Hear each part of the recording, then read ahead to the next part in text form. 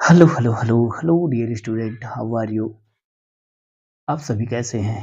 उम्मीद करता हूं कि आप सभी काफ़ी अच्छे से होंगे। इसी उम्मीद के साथ आप सभी को गुड मॉर्निंग, सत श्री अकाल, सुप्रभात, जय छत्तीसगढ़, जय भारत।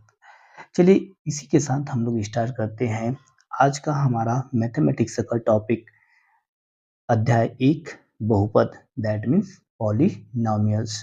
तो किसी भी चैप्टर को अच्छे तरीके से समझने के लिए, अच्छे तरीके से जानने के लिए उस चैप्टर में क्या दिया है उसकी परिभाषा से स्टार्ट करेंगे। जैसे यहाँ पर बहुपद है तो हम बहुपद की परिभाषा से स्टार्ट करते हैं। तो डेफिनेशन ऑफ पॉलिनोमियल्स क्या होता है? ऐसे व्यंजक जिसमें चर राशि की घात पूर्ण संख्या हो, उस व्यंजक को क्या कहते हैं? बहुपद कहते हैं। अब इसमें दो बातें आई है, एक तो चर राशि और एक पूर्ण संख्या। तो चर राशि किसे कहते हैं? तो चलिए एक बार हम लोग चर राशि को समझ लेते हैं कि क्या होता है। ठीक है, चर राशि, चर राशि को समझ लेते हैं। ठीक है, तो चलिए एक बार हम लोग चर राशि को समझ लेते हैं। इसके लिए हम लोग नेक्स्ट पेज में चलते हैं। चलिए चर राशि समझते हैं। क्या राशि? चर राशि। चर राशि किसको कहेंगे? उस राशि को हम चर राशि कहेंगे। उस राशि को चर राशि कहते हैं। चर राशि कहते हैं जिसका मान, जिसका मान बदलता है। ठीक है, तो हम अपने दैनिक जीवन में देखते हैं कि ऐसी कितनी राशि है जिसका मान बदलते रहता है। जैसे उदाहरण के लिए हम एक गाड़ी लेते हैं, चाहे वो फोर व्हीलर हो चाहे टू व्हीलर हो, और इस गाड़ी में हम क्या डला दिए? पेट्रोल डला दिए। अब पेट्रोल डला दिए और पेट्रोल डलाने के बाद में हम लोग क्या करते हैं? डिस्टेंस ट्रेवल करते हैं, यात्रा शुरू करते हैं। तो जैसे जैसे हम आगे बढ़ते हैं पेट्रोल की मात्रा जो कि क्या होती जाती है? कम होती जाती है। तो इस प्रकार से ये पेट्रोल की मात्रा क्या हो रही है? बदल रही है। तो इस पेट्रोल की मात्रा को हम क्या कहेंगे? चर राशि कहेंगे। क्लियर है?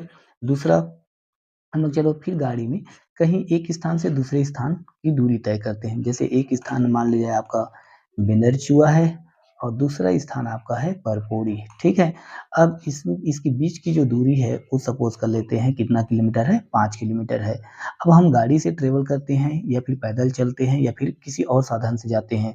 तो जब चलते जाएंगे तो ये दूरी क्या होते जाएगा? हमारा कम होते जाएगा। 5 किलोमीटर जब हम लोग आगे बढ़ते जाएंगे तो ये दूरी क्या होते जाएगा? 4 किलोमीटर बचा रहेगा, 3 किलोमीटर, 2 किलोमीटर, 1 किलोमीटर, 0 किलोमीटर। इस प्रकार से हम लोग उस स्थान तक पहुंच जाएंगे। तो ये जो डिस्टेंस है वो भी क्या है? आपका परिवर्तन होने वाली राशि है, बदलने वाली राशि है जब हम यात्रा करते हैं। तो इस प्रकार से ये जो दूरी है आपका क्या है? चर राशि है। क्लियर है? चर राशि हो गया। अब मैथमेटिक्स में क्या होता है? जैसे हम लोग मैथमेटिक्स में कोई एक इक्वेशन ले लेते हैं, जैसे 2x + 5 = क्या है? 0। तो यहाँ पर हम लोग जो कि है इस x की वैल्यू को अपनी मर्जी से रख सकते हैं, 1 2 3 4 5, और इस इक्वेशन को सॉल्व कर सकते हैं। ठीक है, तो यहाँ पर हम लोग देख रहे हैं तो ये जो चर राशि है, ये जो चर राशि है, ये जो x है, ठीक है, x की मान क्या है? हम अपनी मर्जी से रखते हैं। तो अपनी मर्जी से रख रहे हैं मतलब x की वैल्यू क्या हो रहा है? बदल रहा है, परिवर्तित हो रहा है। तो इसको भी हम क्या कहेंगे? चर राशि ही कहेंगे। तो इस प्रकार से मैथमेटिक्स में जिस राशि का मान बदलता है उसको हम क्या कहते हैं? चर राशि कहते हैं। जिसका मान नहीं बदलता उसको अचर राशि कहते हैं। जैसे यहाँ पर 5 है, इसका मान कभी भी बदलेगा नहीं, तो ये क्या है? अचर राशि है। ठीक है, क्लियर है? और यहाँ पर 2 के साथ x है तो 2 के साथ x है तो ये गुणा में है, तो इसको हम क्या कहते हैं? गुणांक कहते हैं। क्या कहते हैं? गुणांक, x का गुणांक कहेंगे। ठीक है, तो ये आगे और हम लोग अच्छी तरीके से समझेंगे, लेकिन यहाँ पर केवल चर राशि के बारे में हमको जानना था। तो चर राशि को ये दो एग्जाम्पल लेकर के मैंने आप लोगों के सामने रखा है। आई होप कि आप लोगों को चर राशि समझ में आ गया होगा। ठीक है, अब चर राशि के बाद क्या है? पूर्ण संख्या। पूर्ण संख्या, तो पूर्ण संख्या क्या है? यदि प्राकृत संख्या में, यदि प्राकृत संख्या मतलब क्या होता है? गणना की संख्या। गणना की संख्या मतलब 1 2 3 4, ये जो कि प्राकृत संख्या है। ठीक है, यदि प्राकृत संख्या में शून्य को शामिल कर लिया जाए, किसको शामिल कर लिया जाए?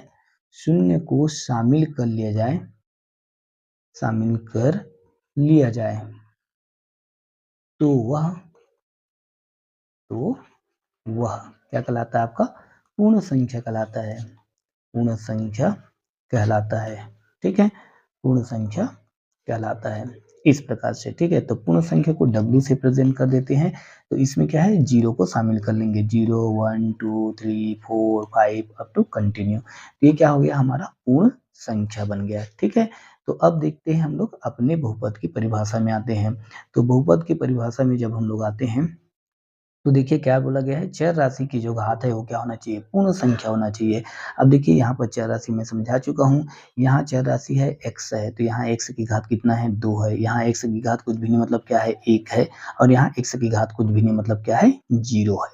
तो इसमें देखिए चर राशि की जो घात है वो पूर्ण संख्या है, ठीक है ना, पूर्ण संख्या है। अभी हम लोग पूर्ण संख्या की डेफिनेशन समझे, तो मतलब ये क्या है, आपका बहुपद है।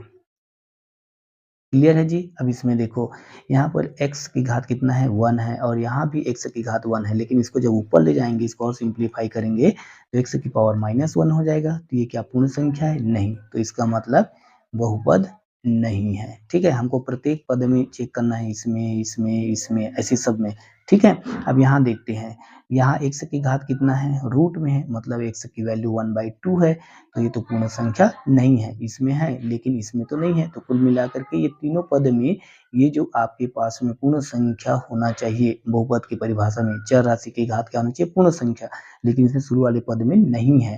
तो नहीं है मतलब हमको आगे चेक करने की जरूरत नहीं है, तो यहाँ लिख देंगे बहुपद नहीं है, ठीक है।